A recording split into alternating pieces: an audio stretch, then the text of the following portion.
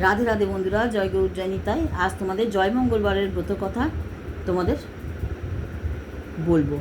তোমরা শোনো, যারা জয় মঙ্গলবার করো বা করবে, তাদের তো এই ব্রত কথাটা উপবাসের পরে শুনতেই হবে। তাই তোমাদের জন্য এই ভিডিওটি করছি। যাদের ভিডিওটি ভালো লাগবে অবশ্যই লাইক দেবে, আর কিছু একটা তোমাদের মতামত জানাবে।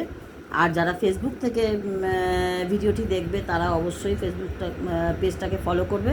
আর যারা ইউটিউব থেকে দেখবে তারা ভিডিওটি ভালো লাগলে বন্ধু হয়ে পাশে থেকো। জয় মঙ্গলবারের ব্রত কথা।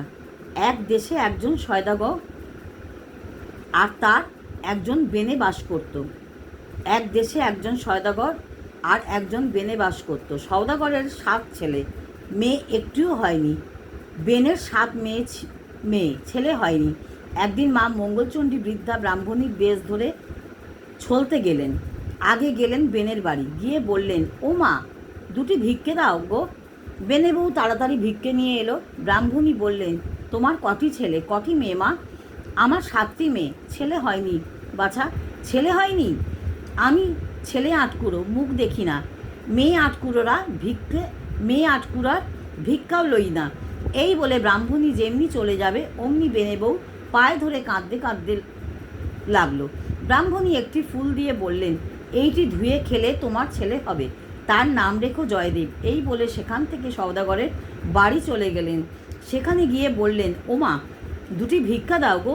সওদাগরের বউ সোনার থালে সিদে সাজিয়ে দিতে গেলেন। তাকেও ব্রাহ্মণী জিজ্ঞাসা করলেন, তোমার ছেলে মেয়ে কটি বাছা? তিনি বললেন, আমার শেঠের 7টি ছেলে,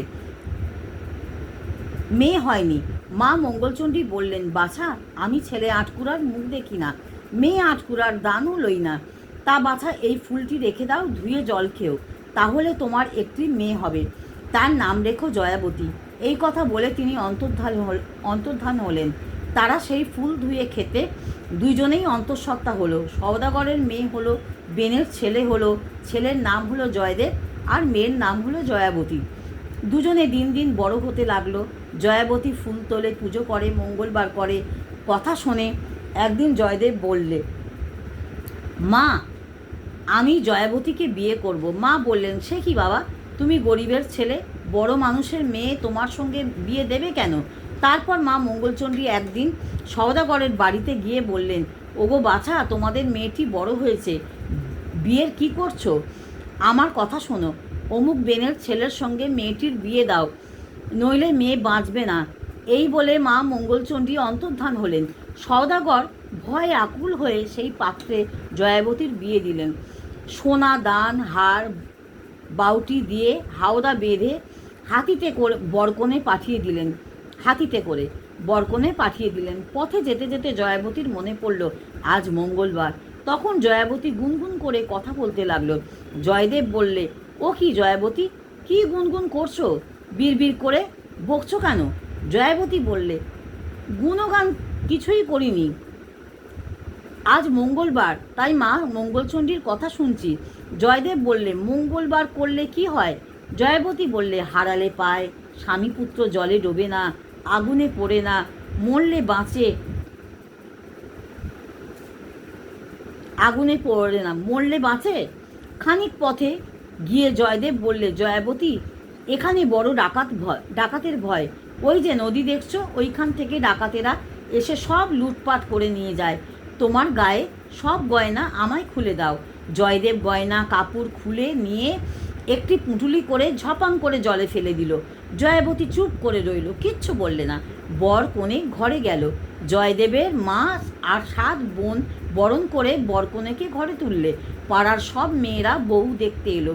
যে দেখে সেই নিন্দা করে, বলে, ও মা, বড় মানুষের মেয়ে যে গো, গায়ে একটু রাংরত্তি দেয়নি, একটুও গয়নাগাটি দেয়নি, একখানি ভালো কাপড় পর্যন্ত দেয়নি।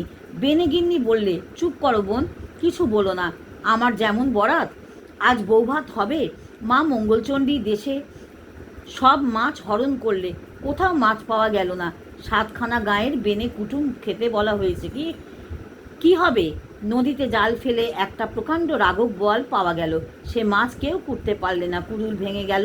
তবুও মাছ কেউ করতে পারলে না। জয়দেব বললে, মা, জয়াবতীকে মাছ করতে দাও। জয়দেবের মা বললে, তুই কি খেপেছিস? ও ছেলে মানুষ, ও কি মাছ করতে পারে?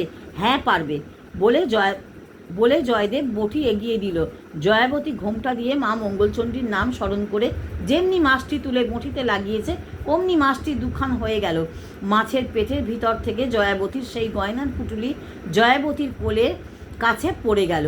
জয়াবতী মাছ ফেলে রেখে পুঁটুলিটি নিয়ে চলে গেল। খানিক পরে ভালো কাপড় পরে সঙ্গে হীরা জওরার গয়না পরে ঝমঝম করে বাইরে এসে মাছ কুটতে বসলো।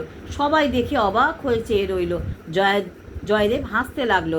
তারপর সকলে ভেবে অস্থির, এত লোকের রান্না কে রাঁধবে? জয়দেব বলল, কেন, জয়াবতী রাঁধবে। জয়াবতী মাথা নেড়ে স্বীকার করলে। মা মঙ্গলচণ্ডীকে স্মরণ করলে। রান্নাঘরে যেতেই এক দণ্ডের মধ্যে 500 লোকের রান্না হয়ে গেল। লোকজন সব খেয়ে বলতে লাগলো, এমন খাওয়া আমরা কখনো খাইনি, কি চমৎকার রান্না বলে ধন্যি ধন্যি করে সবাই চলে গেল। কিছুদিন পরে জয়াবতীর একটি ছেলে হলো। নাতির মুখ দেখে জয়াবতীর শ্বশুর শাশুড়ি স্বর্গে গেলেন।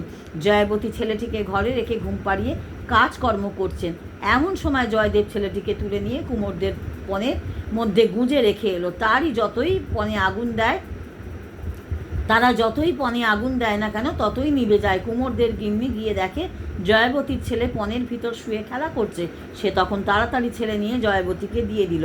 আর একদিন জয়দেব ছেলেটিকে নিয়ে নদীর জলে ফেলে দিয়ে এলো। জয়াবতী যেমন জল আনতে গেছে তার সঙ্গে ছেলেটিও উঠে এলো। জয়দেব দেখে আশ্চর্য হলো, কিন্তু ভ্রম গেল না। তারপর জয়াবতীর আরও একটি ছেলে ও আরও একটি মেয়ে হলো। একদিন জয়াবতীর ছোট ছেলেটি দোতলায় শুয়ে আছে। ছেলে মেয়ে দুটি সেইখানে খেলা করছে। জয়দেব একখানি কাঁটান দিয়ে ছোট ছেলেটির গায়ে কোপ মারছে, কিন্তু ছেলেকে কাটা যাচ্ছে না। জয়াবতী তাড়াতাড়ি জয়দেবের হাত ধরে বললেন, তুমি ও কী করছো? এতবার এত পরীক্ষা করলে তবুও কি তোমার বিশ্বাস হলো না? আমি তো বলছি যে মা মঙ্গলচণ্ডীর কৃপায় আমার কোনো অমঙ্গল ঘটবে না। তখন জয়দেব বললে, তুমি যখন এমন ব্রত জানো তাহলে আমরা মরতে থাকি কেন? চলো স্বর্গে যাই। জয়াবতী বললে, আগে ছেলে মেয়ের বিয়ে হোক, বউ হোক, জামাই হোক, তারপর স্বর্গে যাব। দিন কতক পরে জয়াবতীর ছেলে মেয়ের বিয়ে হলো। মনের সুখে দিন কতক সংসার করে জয়াবতী বউ ঝিদের ঘর কন্যা বুঝিয়ে দিল। স্বর্গ থেকে পুষ্পক্রক এলো, চুয়া চন্দনে ছড়া পড়তে লাগলো। ঝি বউকে জয়মঙ্গলবারের ব্রত করতে বলে জয়দেব ও জয়াবতী স্বর্গে চলে গেল। এই অবধি জয়মঙ্গলবার পৃথিবীতে প্রচার হলো। জ্যৈষ্ঠী মাসের জয়মঙ্গলবারের ব্রত কথা এখানেই সমাপ্ত হলো। রাধে রাধে, জয় গৌর, জয় নিতাই। সকলে ভালো থাকো, সুস্থ থাকো। আবার পরবর্তী ভিডিও নিয়ে আবার তোমাদের সামনে আসবো। ততক্ষণ সকলে ভালো থেকো। রাধে রাধে।